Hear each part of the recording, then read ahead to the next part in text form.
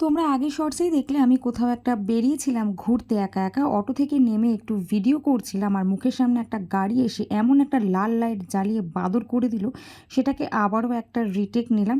তারপরে অবশেষে আমার ডেস্টিনেশনে পৌঁছে গেছি। এইবারে তোমরা বুঝতে পেরেই গেছো আমি কোথায় গেছিলাম, ঠিক বুঝেছো একদম, বাবা ভূতনাথের মন্দিরে গেছিলাম।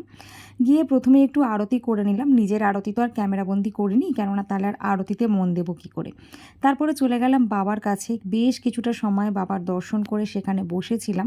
সত্যি মন্দির প্রাঙ্গণে গেলে এতটাই শান্ত হয়ে যায় মন, যেন সেখান থেকে উঠেই আসতে ইচ্ছা করে না। পাশেই ছিল মা কালীর মন্দির, মাকে দর্শন করে সোজা চলে গেলাম হনুমানজির মন্দিরে।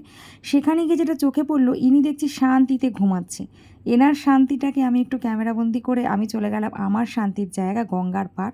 হ্যাঁ, আসলেই আমি গঙ্গার পাড় ভীষণ ভালোবাসি। সেখানে বেশ কিছুটা সময় কাটিয়ে তারপরে বাড়ি চলে আসলাম, কেননা একা গেছিলাম, এরপরে আর দেরি করার উপায় ছিল না আমার কাছে।